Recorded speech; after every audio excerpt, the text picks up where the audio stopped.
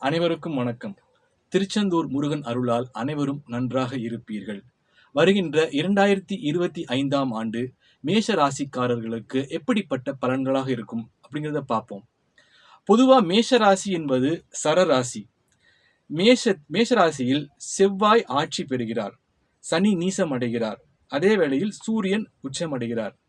இப்போ பொதுவா மேஷராசிக்காரர்களுக்கு என்ன பயம் பொதுவா இருக்குன்னா அப்படின்னா, 7.5 சனி வரப்போகுது.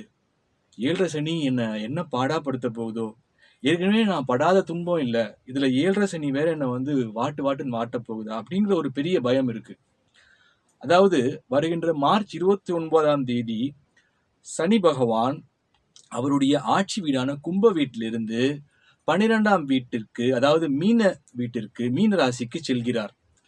12ஆம் வீடு என்பது விரயஸ்தானமாகும். அப்போ விரய சனியாக அவர் செயல்படுவார். விரய சனி அப்படின்னா என்ன? பணத்தை விரயம் செய்வது. இப்ப நிறைய பேர் கேட்கலாம், பணமே எனக்கு வரல, பணம் எங்க நான் விரயம் செய்யறது? வந்தா தானே விரயம் செய்ய முடியும். சரி, நான் உங்க பாயிண்ட்டுக்கே வரேன். இனிமே மேஷராசிக்காரர்களுக்கு பணம் வரப்போகுது அப்படின்னு நினைச்சுக்கோங்க. எப்படின்னு கேட்கலாம். அதாவது குரு பகவான் இப்போ உங்களுடைய மேஷராசியிலிருந்து 2ஆம் இடமான ரிஷப ராசியில் சுக்கிரன் ஆட்சி பெற்ற வீட்டில் அமர்ந்திருக்கிறார். 2ஆம் இடம் என்னது? தனஸ்தானம். தனஸ்தானம்ன்ற போது ஆட்டோமேட்டிக்கா அவர் அவருடைய சுபரா இருக்கும்போது குரு பகவான் அவருடைய வேலையை அவர் செய்வார். அப்போ அதீதமான பணத்தை அவர் கொடுப்பார். அப்ப கேட்கலாம், மே மாசம் திரும்ப குரு பயிற்சி ஆக போறாரு, 3ஆம் இடமும் சுபமான இடம்தான், உங்களுக்கு அதீதமான பணம் வரக்கூடிய இடம்தான். அதனால மேஷராசிக்காரர்களுக்கு வருகின்ற 2025ஆம் ஆண்டு ஒரு சுபமான, ஒரு அபரிமிதமான ஒரு ஆண்டாக தான் இருக்கும். சரி, இப்போ 7.5 சனிக்கு வருவோம்.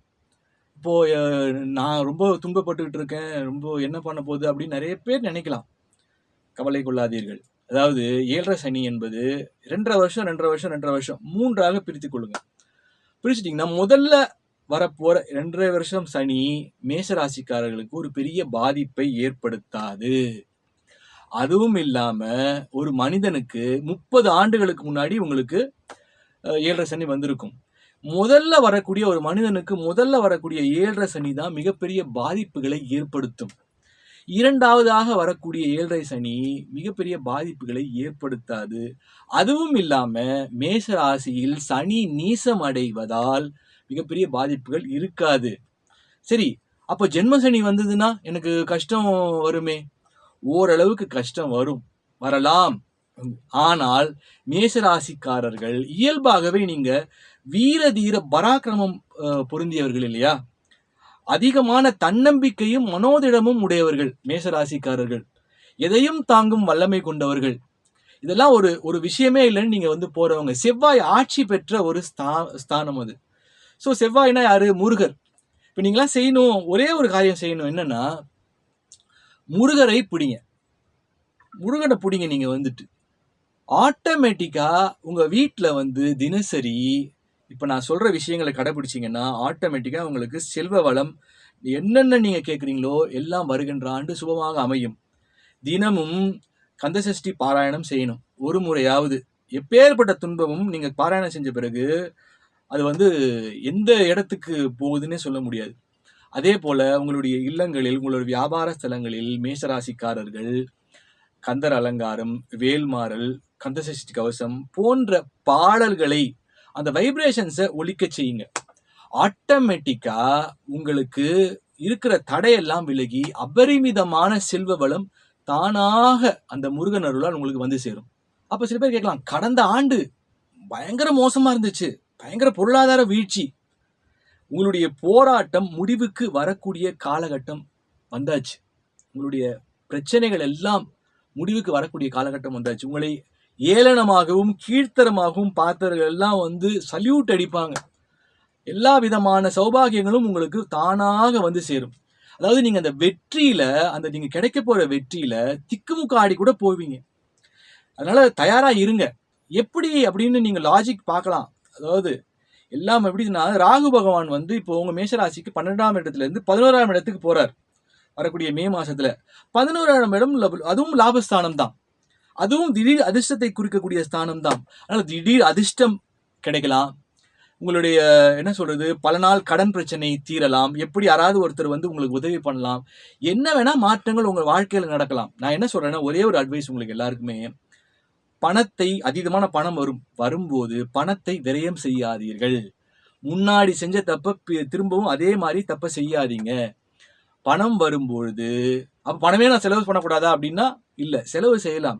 சுபமான காரியங்களுக்கு நீங்க விரயம் செய்வது தவறு கிடையாது. ஆனா தேவையற்றவைகளை குறைத்துக் கொண்டு தேவையான விஷயங்களுக்கு செலவு செய்யுங்க. அதனால எதிர்காலத்துல நீங்க வந்து உங்க முதலீடுல வந்து கவனத்தை செலுத்துங்க. அதாவது வந்து இப்போ நீங்க ஒரு இடம் வாங்கி போடுறது, நிலம் வாங்கி போடுறது, தங்கம் வாங்கி போடுறது, ஒரு வெள்ளி வாங்கி போன்ற விஷயங்கள்ல நீங்க வந்து கவனம் செலுத்துங்க. அதீத பணம் வரப்போகுது. அதன் மூலமாக உங்களுடைய எதிர்காலத்திற்கு, உங்களுடைய குழந்தைகளுடைய படிப்புக்கோ, உங்களுடைய குழந்தைகளுடைய திருமணத்திற்கோ, உங்களுடைய பெண் பிள்ளையின் திருமணத்திற்கோ, அதற்கு வந்து எதிர்காலத்துல பயன்படும். ஜோதிடம் என்பது என்ன? எதிர்கால நிகழ்வுகளை ஓரளவுக்கு நாம வந்து கணிப்பதுதான். ஆஸ்ட்ராலஜி இஸ் a சயின்ஸ்ன்னு சொல்லுவேன். அப்போ முன்னாடியே தெரிஞ்சிருச்சு நமக்கு இந்த விஷயம் நடக்க போகுது அப்படின்னு தெரிஞ்சு போச்சு அப்படின்னா, அதன் மூலமாக நம்ம காற்றுள்ள போதே தூற்றிக்கொள்னு சொல்றாங்கல்ல பெரியவங்கலாம். அதன் மூலமாக நமக்கு தெரிஞ்சிருச்சு பணம் வரப்போகுதுன்னு. அப்போ அந்த பணத்தை விடாம தேவையற்ற விஷயங்களுக்கெல்லாம் வந்து செலவு பண்ணாம, அந்த விஷயங்கள் அதை வந்துட்டு ரொம்ப பாதுகாப்போட நீங்க வந்து இருந்தீங்க அப்படின்னா, உங்க வாழ்க்கையில் எதிர்காலத்துக்கு வந்து பிரச்சனை இருக்காது. ரொம்ப சுபமான ஒரு அற்புதமா நீங்க வாழ்ந்துட்டு போயிடலாம். வரக்கூடிய ஆண்டு உங்களுக்கு ஒரு மகிழ்ச்சியான, சந்தோஷமான ஒரு ஆண்டா தான் இருக்கும். நிச்சயமாக என்னுடைய வார்த்தை வந்து நிதர்சனமான உண்மையாவதை நீங்கள் பார்ப்பீர்கள். அதே போல சினிமா துறை, அரசியல் துறையில் இருப்பவர்களுக்கு அற்புதமான ஒரு ஆண்டாக, அபரிமிதமான வளர்ச்சியை கொடுக்கக்கூடிய ஒரு ஆண்டாகவும் இந்த மேஷராசிக்காரர்களுக்கு வரக்கூடிய ஆண்டு அற்புதமாக இருக்கும். அதே போல சனி தொடர்பு மூலமாக மேஷராசிக்காரர்களுக்கு புதிய புதிய தொழில்களுடைய வாய்ப்புகள் கிடைக்கலாம். புதிய புதிய மனிதர்களுடைய அரசியலில் இருக்கவங்களுக்கும் சரி, சினிமாவில் இருக்கவங்க புதிய வாய்ப்புகள், புதிய தொடர்புகள் கிடைக்கலாம். அதே போல புதிய தொழிலும் கிடைக்கலாம். ஆல்ரெடி சனியின் தொழிலை செய்து